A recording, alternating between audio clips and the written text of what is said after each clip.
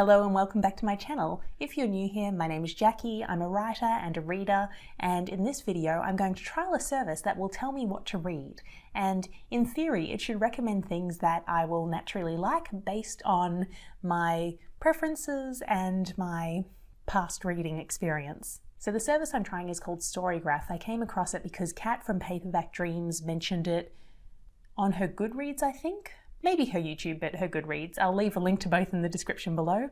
And I thought, oh, that looks interesting. Ultimately though, the reason I'm trying it is because I'm lazy and I want someone to tell me what to read rather than me having to go through my Goodreads TBR and pick what to read next. So my understanding is the way it works is you complete an onboarding questionnaire. You also import all of your Goodreads data, so what you've read, your TBR, and then StoryGraph has some sort of algorithm that goes through all of that and then spits out recommendations for you.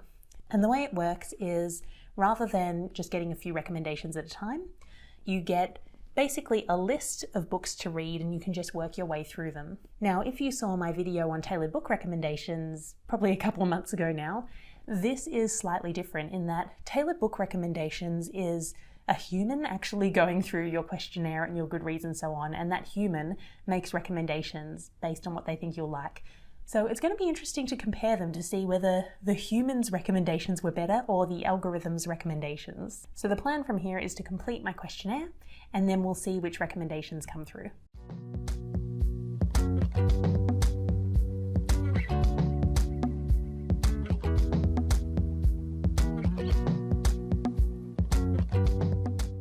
So today I got my ordered for you email from StoryGraph, so I'm going to check the website now and see what this means. Okay, so if I go to the Find a Book tab of the website, they have just organized everything in order based on what I said I'd like.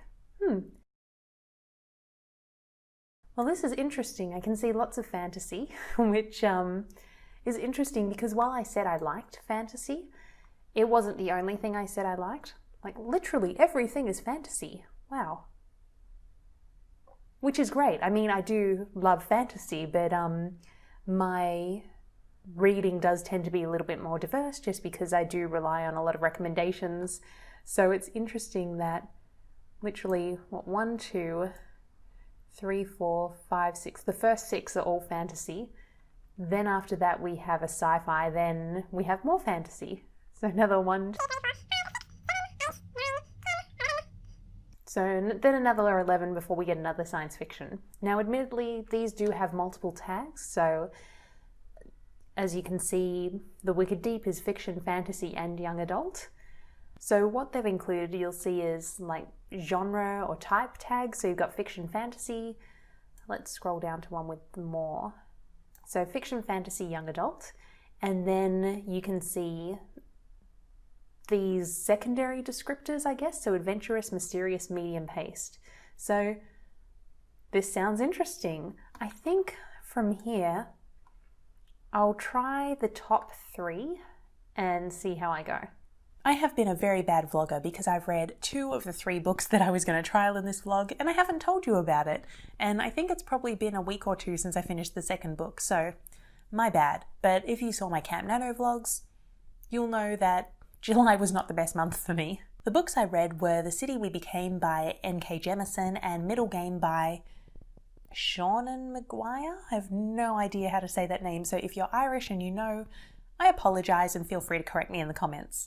Now what's interesting about these 2 books appearing at the top of my recommendations is that if I compare this service to TBR, I don't think they would have appeared in my TBR recommendations because tailored book recommendations is all about finding new things for you that you'll also like. These weren't really new recommendations for me. Middlegame has been on my Goodreads TBR for definitely over a year now, maybe a couple of years, I'm not sure when it first came out. And for The City We Became, I recently read the Broken Earth trilogy by N.K. Jemisin. I think that was maybe in April or May, which isn't actually that recent now that I think about it. But these authors and these books were already on my radar.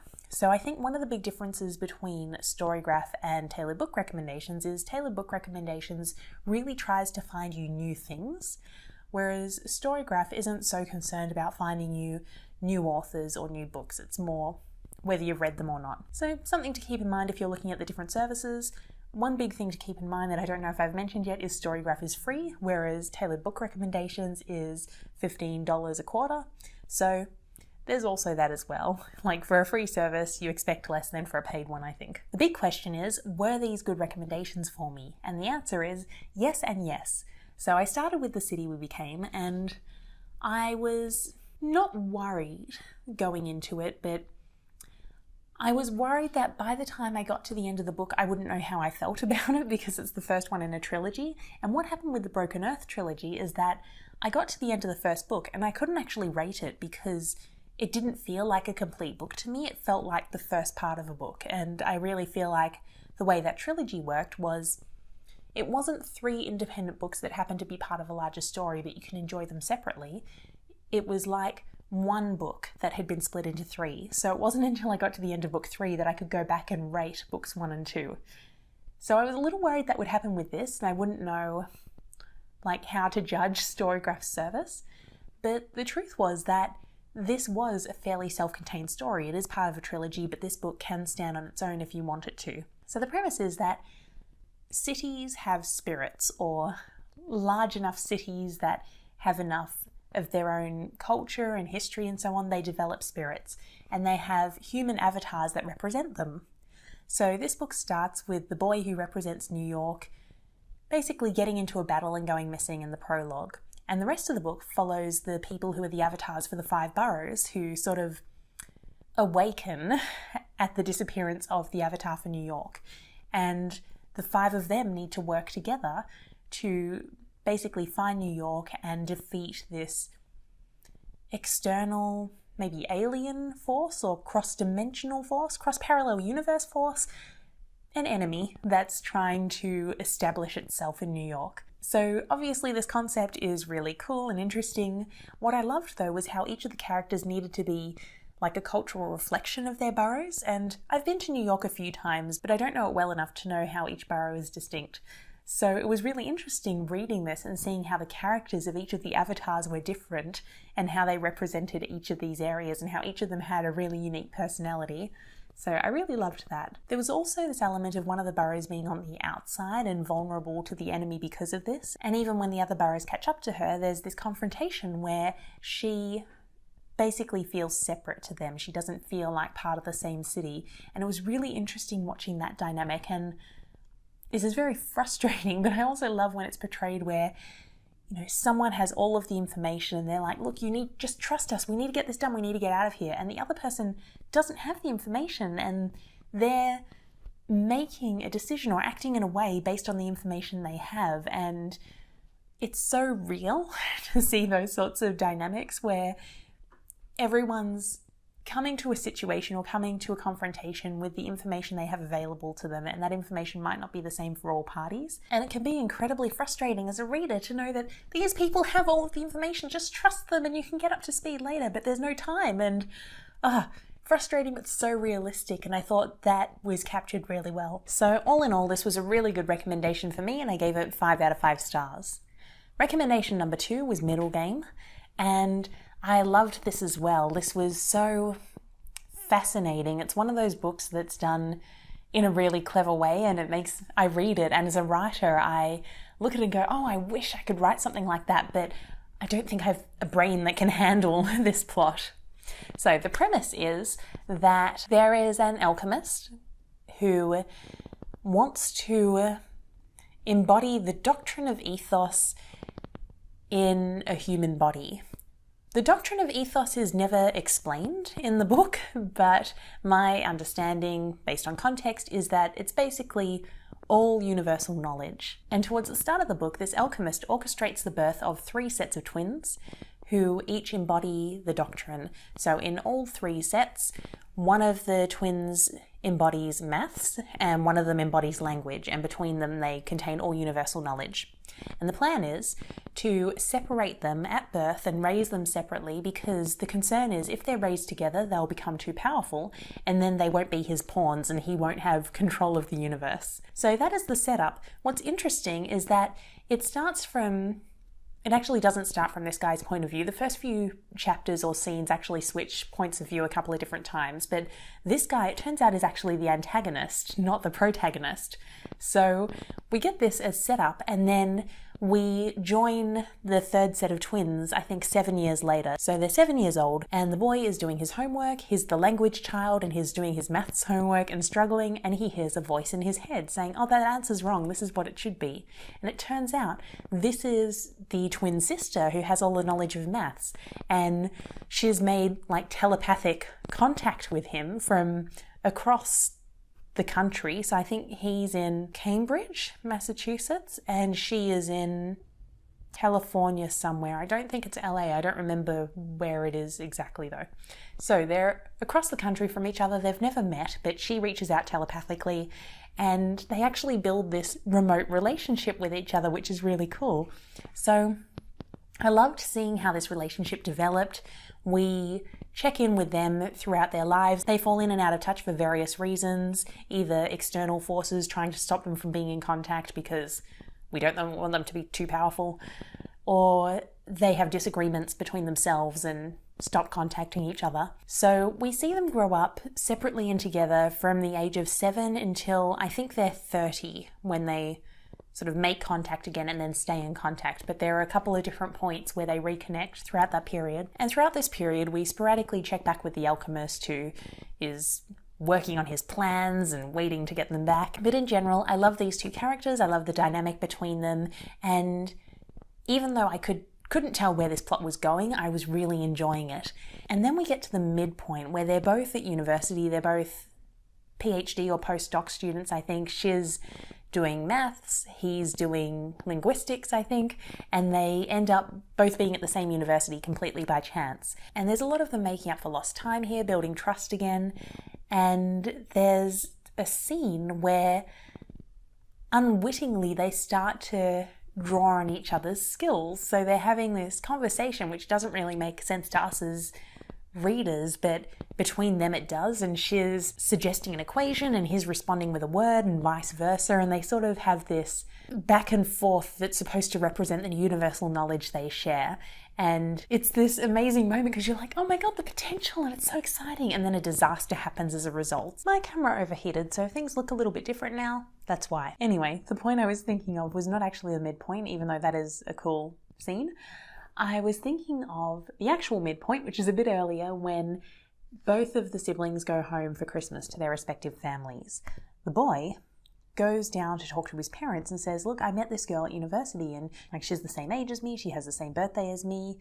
And the parents immediately go like, you didn't sleep with her, did you? And they seem really disgusted, and he's sort of like, no, but like I think she might be my sister. And they're like, no, go to your room, we're not going to talk about this now.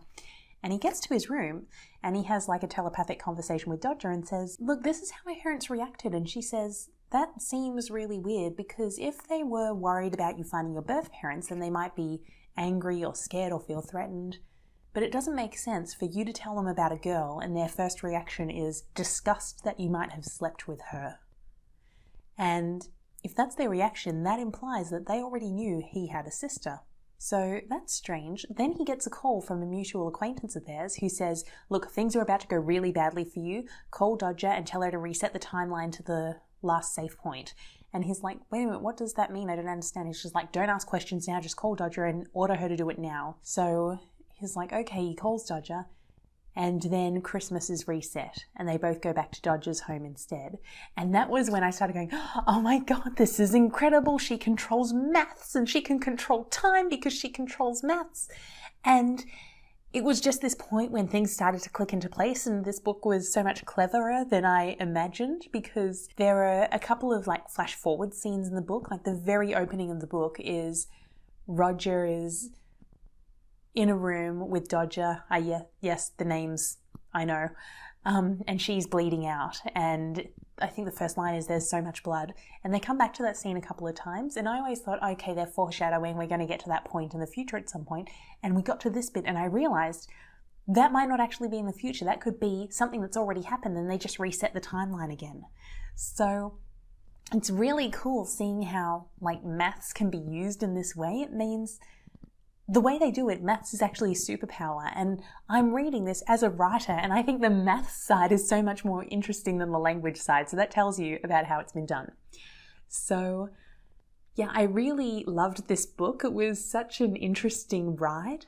I did give it 4 out of 5 stars though, and the reason I took off a star was because, so the alchemist who orchestrated the birth of the twins, he was not a person who was born. He was created by another alchemist who is supposedly the best alchemist who has ever lived, and she cobbled him together with dead body parts. And she basically put all of her knowledge of alchemy into children's books to try and spread the word.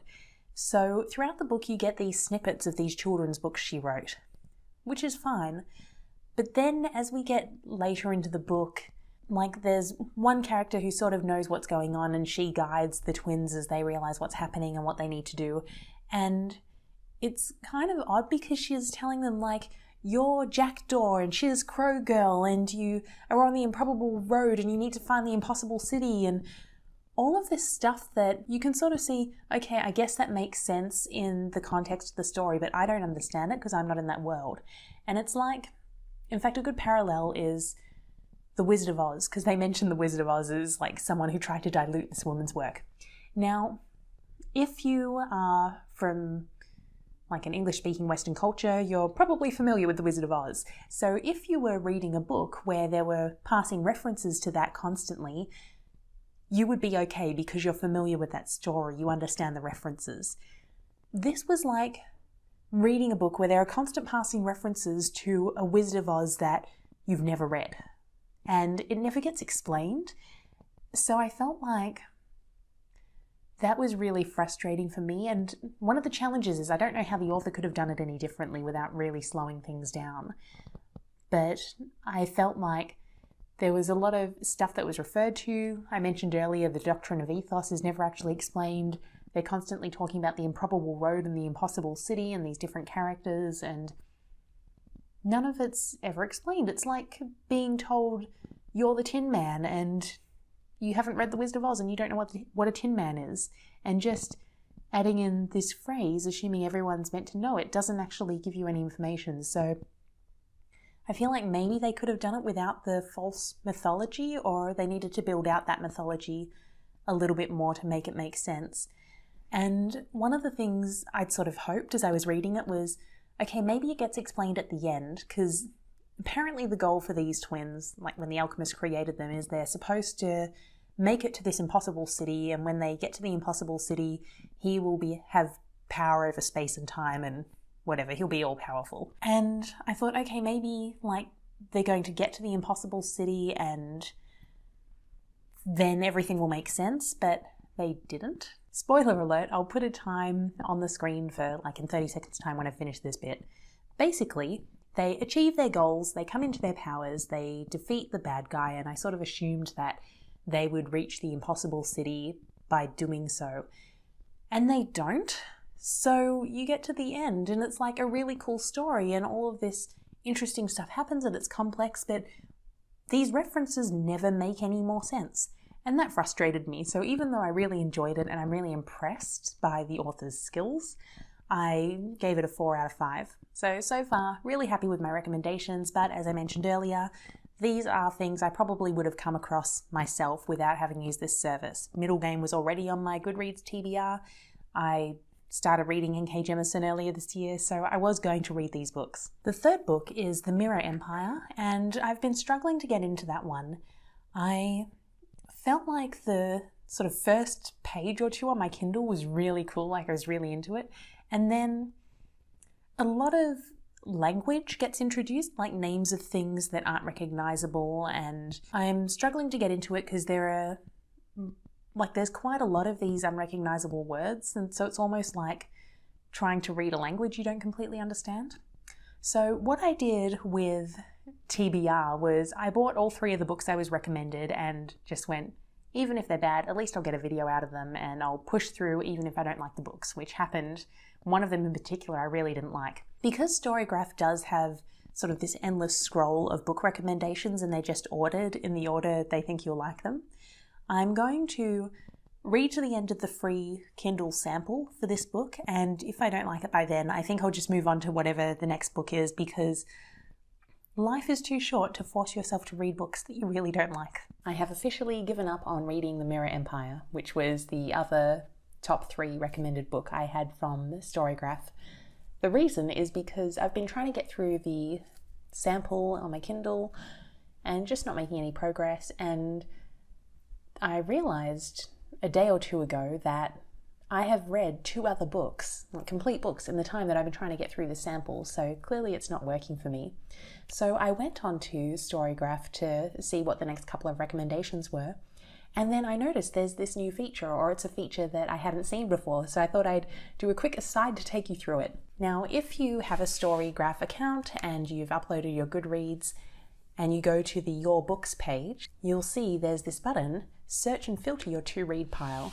Now, this is taken from your Goodreads TBR, and I don't know about you, but Goodreads TBR, it's good for putting things on there so you don't forget about it, but it's not so easy to sort. I mean, you only really have the option to sort by, I think, title, date added, and average rating. Here, though, you can say, like, what you feel like reading. So last night I was like, I don't really feel like getting into another fantasy right now. I really want, like, a light-hearted YA contemporary romance. So I was able to use this tool to filter that list of, 116 books. So here's how it works. There's this filter your to-read pile. And in my case, I was in the mood for something light-hearted. Pace, I wanted something like medium or fast-paced. I didn't want it to take too long. Fiction. Genres. Romance. Young adult. Contemporary.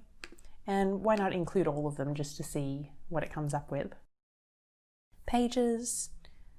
I prefer something shorter. I wanted a quick light read. I didn't want anything that was going to take a while. Then filter. And you can see that of my 116 books, this has actually narrowed it down to 2 different books that meet those requirements. So regardless of what I think of the recommendations once I've read the 3rd book, I think this is an excellent tool for when you know you're in the mood for something and you don't have an idea off the top of your head, you don't have anyone who can recommend something, you don't want to go through your TBR, StoryGraph can really narrow it down for you. So I ended up reading last night The Statistical Probability of Love at First Sight. It was okay. It was enjoyable. I got through it fairly quickly, but there wasn't anything special about it. I felt like there are sort of 2 main plots. One is she meets this guy on a plane, and one is she's going to London for her father's wedding because her father, 2 years ago, left his wife, her mother, for another woman, and she's very conflicted about that. And because I was in the mood for romance, I really wanted more between the guy and the girl as opposed to this whole marriage story, and I found that there were some bits where I just felt like the marriage storyline was dragging on a bit when I'm like, no, let's get back to the romance. So I gave it 3 stars. This wasn't anywhere near the top ordered for you recommendations StoryGraph made, so this is not a reflection on their service as a book recommender. So this obviously isn't going to play any part in my thoughts on how good this is as a recommendation tool, but I think the fact that you can sort your books in this way is really helpful, and I wish Goodreads had something like this, but since it doesn't, this is a great alternative. I've now read my 3rd recommended book, or 3rd ordered for you book from StoryGraph, which was The Raven Tower by Anne Leckie. This book is a little challenging to describe, but I'll try. So there are 2 different timelines that you're following. The first one you're introduced to has a character that's referred to in the 2nd person, so it's all you did this, you did that, and so on. The main character in this storyline is Iolo. Iolo is a trans man, but what's nice is that isn't a big plot point, it just happens to be part of his character. And he is an aide to Mawat, who is the heir to the Raven's lease. Now, what does this mean? Well, this is set in a fictional country where gods are a thing, and there are lots of larger and smaller gods for doing various things. And the country they are from has this main god called the Raven. And one of the agreements the Raven has with the people is that the Raven will keep the country safe, will keep the main cities running, in exchange for a voluntary human sacrifice. And the way they've set this up is the sacrifice is known as the Raven's Lease. It's sort of like the equivalent of a king, but there is also a council of advisors who govern the city. Basically, the raven is a god who inhabits the body of a raven, so gods can inhabit different forms and objects and so on. And when the raven's body dies, the lease needs to kill himself, and then that sort of sacrificial energy will go towards the new instrument, which is what they call the raven's bodies. So that's the world. The setup is Mowat is the lease's heir, so he's son to the current lease. Basically, when the current lease kills himself, he will step into that role for the next raven's life, or the next body of the raven's life, because the god isn't going anywhere. Now, the setup is that he and Iolo are heading back to the city. They've been told that they need to go there, something's going on, and when they get there, Mowat's father, the raven's lease, is missing. His uncle has stepped into his place, so taken on the role of the raven's lease, and the raven's body is dead, and they're waiting for the next instrument to hatch. And Mowat's like, well, this can't be right. My father was the lease his whole life. He knows this is his responsibility. He wouldn't have run away. So we know that something's odd about this, but we're not quite sure what. So that's story one, with Mowat basically taking the role of the protester. So he sits naked in the town square for however many days it is a form of protest, while Iolo's going around the town interacting with different people and trying to put the clues together, because something's not adding up and we're not sure what. The second timeline is from the point of view of an ancient god, and it's basically its experience of coming to consciousness and just watching the world go by, and their life from sort of then until when the two stories meet. So it's a difficult book to describe, but I did really love it and I gave it 4 stars. What I really liked about it was I love the perspective of the god and how different that is to human perspective, particularly the fact that time is endless for this god. So day-to-day squabbles, what happens with particular humans, they don't really affect it. Like, humans are going to die anyway, why trouble myself? So it's interesting to see that perspective, and also the lack of impetus to do anything almost. Like other gods who are born in certain objects like rocks and trees and whatever else, they often take other forms, so usually animals, so they can move around and interact with the world, whereas this god is very comfortable staying in her rock forever and doesn't really see any appeal of moving around. So I found that really interesting, and every time we got into the god telling its story, I didn't really want to go back to the other storyline. But when I got back into the other storyline, it was interesting, I was enjoying it. The thing I didn't like about this book was I felt like it was all set up. And I think that's partly how it was written, like the god telling its story. First of all, it's telling it from the past, so we feel like this is all supposed to be background, this is also supposed to be build up rather than the main plot. So all of that feels like set up, whether it's intended to be or not. And then in the second timeline, the present day one, that also felt like it was built up for a couple of reasons. One was, I mentioned it was second person. It's actually the god telling this story, so talking about you, as in Iolo, and telling Iolo's story for him. So that was interesting because it almost feels like the god is summarizing the story because we need this background before we get into the real stuff. The second thing is, not a lot happens in that story. Like, it's all of the big actions happened before the story started, like the father went missing, the uncle took the throne, and most of the book itself is just them talking about what's going on and not really understanding. So there isn't a lot of action, and that creates the sense that all of this is build up. The other thing is that because we realize the god is telling the story in present day, so telling Iolo's story, we then also have the past timeline, which is from the god's point of view. So it sort of creates this expectation that the two of them are going to meet at some point. Or if not the two stories, the two characters will meet at some point. And they do encounter each other, but it's more positioned as another clue in the mystery that Iolo's trying to figure out. And I'll need to check my Kindle to see how far through the book that was, but that sort of felt like, oh, this is the first step, something's happening, we're about to get into the plot. But what happened when, like, the god finally took action and was an actual presence in the story? That was the very end of the book. It was the climactic moment. So I sort of got to the end, and even though I really enjoyed it, I felt like all of this was set up. I actually felt like this was the first book of a trilogy or a duology. So I went online thinking, okay, this can't be it. There has to be more. And there isn't any more. That was the whole story. But even having said that, I did really enjoy it. I liked the writing style, I liked the concepts, I liked the world. It reminded me a lot of N.K. Jemisin, who I've really been liking this year. So even though I have fundamental issues with the book and how it was structured and what was covered, I still gave it 4 stars because I enjoyed it so much. And in terms of StoryGraph as a recommendation service, I do think it was a very good recommendation for me because it explored different perspectives that I liked. And like I said, it was quite similar to N.K. Jemisin, which in my intake form, I listed the Broken Earth trilogy as some of my favorite books this year. Because it scans your Goodreads, it also knows that I gave them 5 stars. So I do think it was a good recommendation for me, even though I am still in shock that this is all there is to this story, that there isn't a follow-up coming. So aside from my thoughts of this book in particular, would I recommend StoryGraph as a service to help you figure out what to read next?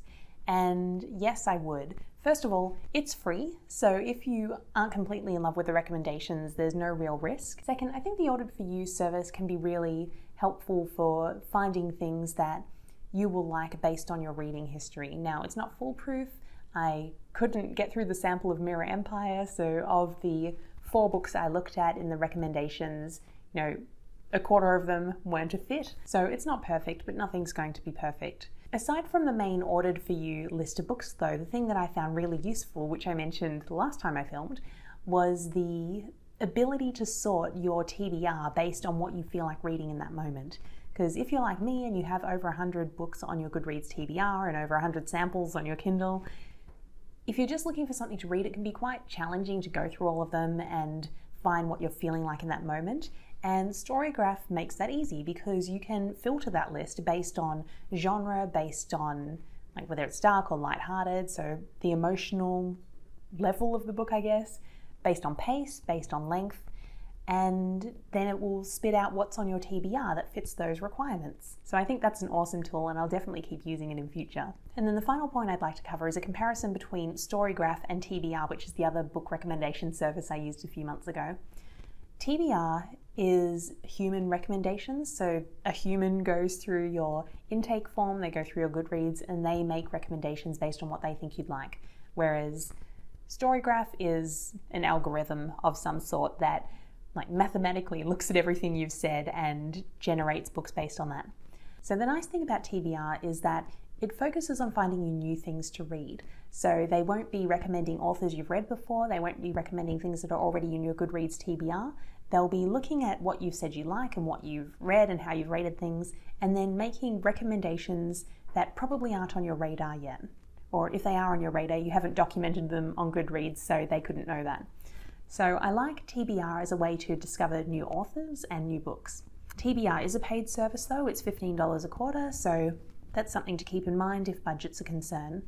The other thing with TBR is because it's a paid service, I feel like there's a lot more pressure on the recommendations. So if you get your 3 recommendations a quarter and one of them isn't good, then it's very easy to go, well, this wasn't worth it. And the other thing is that, yes, it is just 3 recommendations a quarter. So if you're a fast reader, that might only be enough for a week or 2, and then you've got to do your own searching for the rest of the quarter. StoryGraph, on the other hand, because it's computer generated, I don't know if there's a limit to the number of books they recommend. When I was going through it, it seemed to be an endless scroll.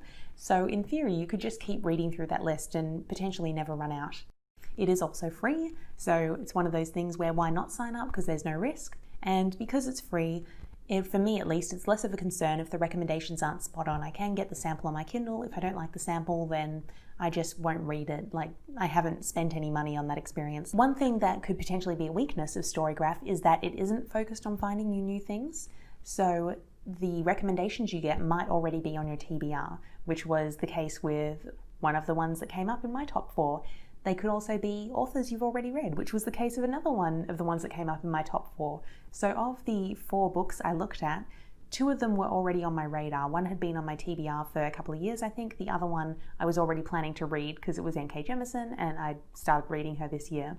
So it's probably not a tool for finding new books, or not all of the books will be new. But again, it's free, so if you see something that's already on your radar, you can just keep scrolling down the list until you find something that you don't recognize. So all in all, I do think StoryGraph's a great tool, especially if you do have a long TBR and you're just looking for some help to get it sorted. Now I'd love to hear from you. Have you tried TBR or StoryGraph or any other book recommendation services? And if so, how did you find them? Were the recommendations a good match for you? Or do you feel like they were missing something when they told you that those are the books you should be reading? And if you haven't used those services, I'd love to know, how do you find what you're going to read next? Please let me know in the comments. If you like this video, please give me a big thumbs up, and I will see you next time. Bye.